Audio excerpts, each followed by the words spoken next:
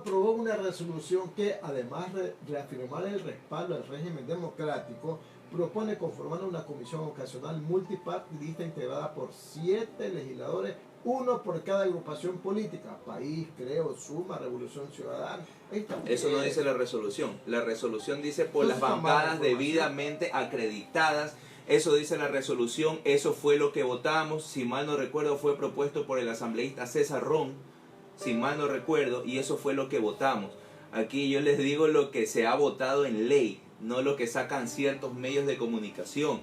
Entonces después resultará que los titulares dirán que los asambleístas de Revolución Ciudadana no quisieron participar de la comisión multipartidista, cuando obviamente dentro del derecho ponen los bloqueos y las trabas para hacer ver como que nosotros no queremos participar. Nosotros votamos a favor de la resolución porque es lo correcto. Hay que crear la comisión multipartidista.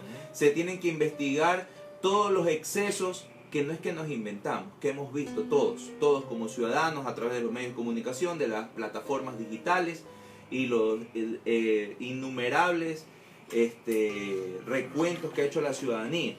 Entonces yo creo que aquí sí hay responsabilidad política, iniciando por el presidente de la República, la ministra María Paula Romo y el ministro Jarrín, ministro y los legisladores también, ¿ah? ¿De? Así como hay que investigar a las autoridades que usted dice. ¿A qué legisladores va a investigar? Al señor Poma, por ejemplo, ¿o no? Mire, en el caso del señor Poma, él estaba con un grupo de manifestantes y acompañados del prefecto, y estaban tratando de evitar que cojan y hagan en este grupo de personas que entraron de manera arbitraria adentro de una instalación de un pozo petrolero, si mal no recuerdo. Tienen que analizar bien la situación que se ha dado ahí, porque una cosa es incitar al desorden y otra cosa es tratar de evitar.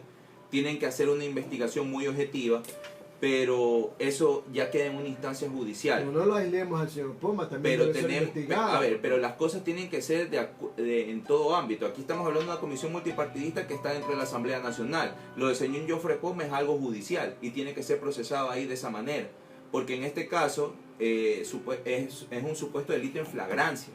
Entonces ahí no vale la inmunidad ni el fuego. Tienen que investigarlo. Tienen que investigar, pero lo que sí pedimos es una investigación objetiva, no como la serie de mamotretos que han armado a diestra y a siniestra contra los representantes o los líderes de la Revolución Ciudadana. Eso no es el presidente de la República, el presidente de la República nos ha acusado a ustedes. A nosotros no es que nos han acusado, nos han lapidado en los medios de comunicación, aprovechando el aparataje estatal.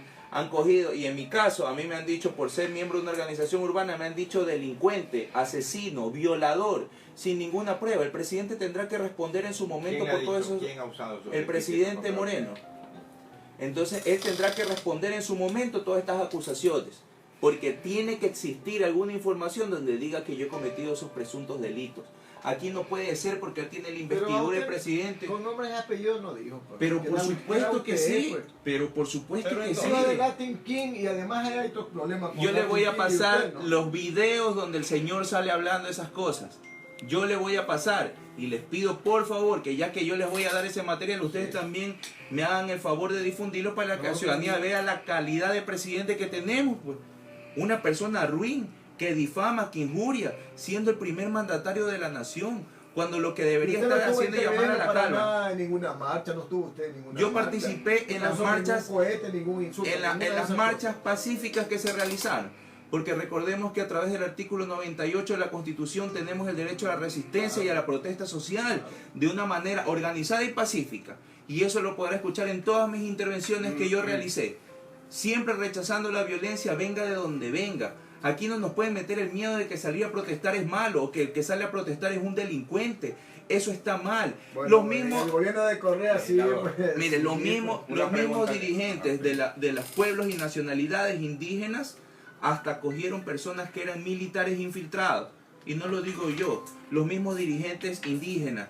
Y yo radico en la ciudad de Quito, y ahí sí vivieron jornadas muy intensas, jornadas muy dolorosas de personas que realmente sufrieron agresiones brutales por parte de la policía y que nos han llenado de vergüenza y de dolor, porque no puede ser posible que un ciudadano indefenso lo cojan, lo golpeen y lo agredan a mansalva, hasta con armas, por parte de quienes juraron en algún momento defender y cuidar a los ciudadanos. Una pregunta, gracias, Fabricio. Una pregunta, asambleísta.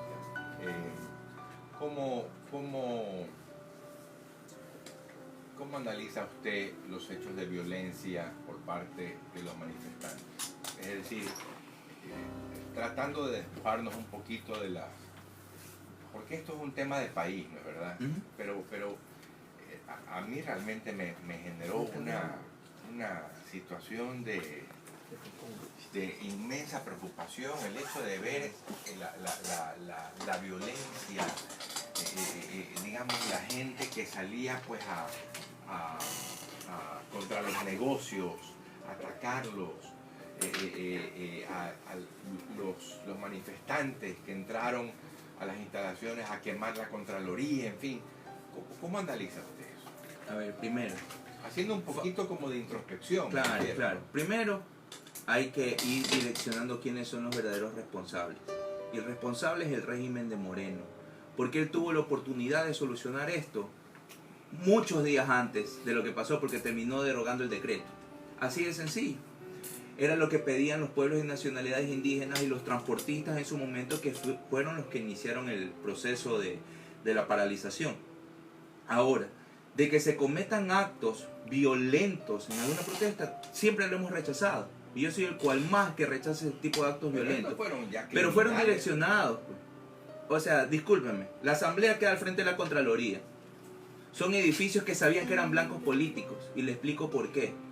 Los pueblos y nacionalidades indígenas se dirigieron a Quito para hablar con el presidente de la República. Y el muy valiente se vino a Guayaquil, porque no quiso darle la cara. Él dijo que era valiente, que él estaba ahí parado. El resguardo de su vida, pues, también.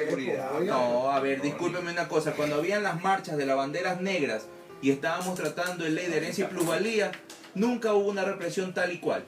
Y no son palabras de nosotros. En el mismo diálogo por la paz, el dirigente Leonidas Issa dijo que desde el año 98, desde su dirigencia, nunca había visto una represión tan brutal contra el pueblo ecuatoriano. Pero y yo lo que digo aquí, mire, Ronnie, ¿cuál ha sido la represión? O sea, quiere que le presente los videos. Me gustaría. A ver, ¿sabe qué? Pero lo presentaron en la Asamblea Nacional. Hasta un asambleísta que ni siquiera tiene que ver nada con la Revolución Ciudadana, Raúl Tello, presentó videos de la violenta represión policial y militar. Oiga, usted me estaba preguntando sobre el tema de las agresiones. Y ahí es lo que iba. Le estoy diciendo, la asamblea queda en 6 de diciembre y Piedrahíta. Al frente queda la Contraloría General del Estado. Si el presidente de la República se va y abandona Carondelet, que era el objetivo político de los indígenas que querían llegar a Carondelet para hablar con el presidente a través de sus dirigentes, obviamente el siguiente objetivo político era la asamblea. Pero a usted le parece que el discurso de los indígenas era un discurso de diálogo. Pero permítame terminar. Está bien. Terminan, llegan a la asamblea, se toman simbólicamente la asamblea, nosotros sesionamos en la asamblea, no han destruido mayoritariamente la asamblea, creo que ascienden a $10,000 los daños. Y luego se van a la Contraloría. Pero hay daños igual y se la tomaron. Mire, a nadie se le quema el arroz 3 veces. A nadie se le quema el arroz 3 veces y la Contraloría se quemó 3 veces. Entonces la primera, acto vandálico. Y hay personas detenidas. Tendrían que hablar con las personas.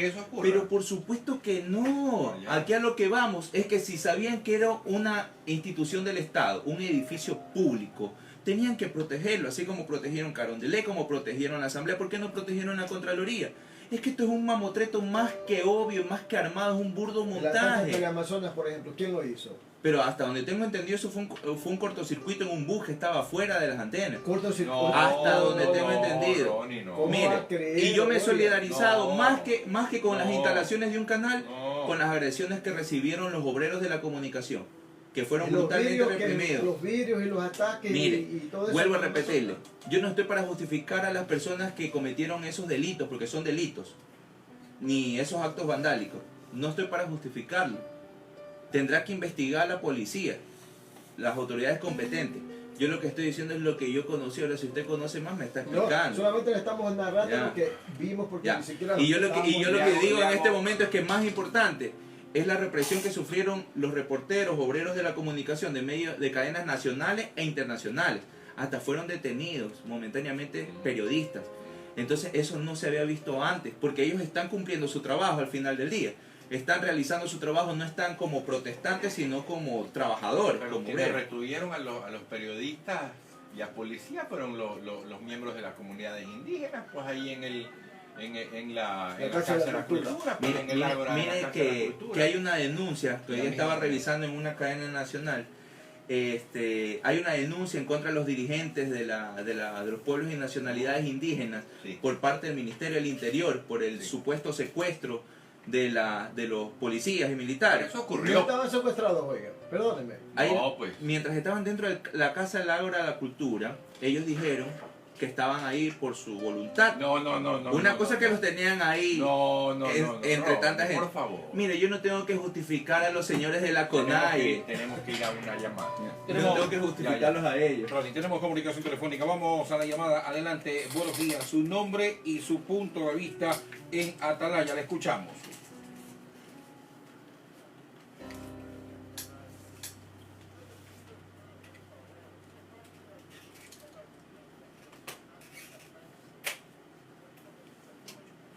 No. Ya, a ver. Señor Franco, un ratito.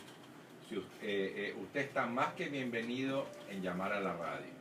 Pero lo que no podemos permitir es que se usen adjetivos groseros, descalificativos de un invitado de la radio. Es decir, la radio es una radio pluralista y así como viene hoy el señor Aliaga, vienen asambleístas de otras tiendas políticas, por favor. Entonces, por favor, pedimos a los oyentes que lo hagan con respeto. Podemos Mire. disentir, pero que haya respeto. Mire, ese es el discurso clasista que los líderes políticos han infundido en este momento. ¿Ya? Han generado un odio hacia la clase política cuando nosotros realmente estamos realizando nuestro trabajo. Oiga, pero en el Oiga, gobierno anterior ya, también. mire. En el Mire, gobierno anterior mi también. estimado, así es con todo el respeto y ustedes siempre me han dado la Oiga. oportunidad aquí. A mí júguenme como Ronnie Aleaga. A mí dígame, Ronnie, usted ha hecho esto, esto y el otro. pero usted está hablando viene- de los yo líderes le- clasistas. Claro, Es que pues. escúcheme una cosa. Dentro de la Asamblea Nacional, y yo hablo desde el espacio en que yo estoy, yo he escuchado muchos discursos de legisladores de todas las bancadas diciendo queremos hacer las cosas bien, queremos hacer las cosas mejor. Está correcto, hay que apoyarle sus temas, pero no podemos retroceder, pues. Entonces, supuestamente, si antes estaba mal, ahora lo quieren hacer peor. ¿Cuándo fue que la política la convirtieron en un instrumento de odio político, de venganza? Oiga, en el gobierno anterior, yo le estoy diciendo, se mire, difamaba, pero a ver, ¿cuántos perdóneme, detenidos? Oiga, Oiga, en este momento salen a acusar a diestra y a siniestra sin ninguna prueba. Así es. Y eso es realmente lo que queremos la política enseñar a los jóvenes. Y yo hablo de los jóvenes porque yo trabajo mucho Hay con un jóvenes. video Ujú. del expresidente Correa Ujú. refiriéndose a los indígenas en los peores términos cuando él era presidente.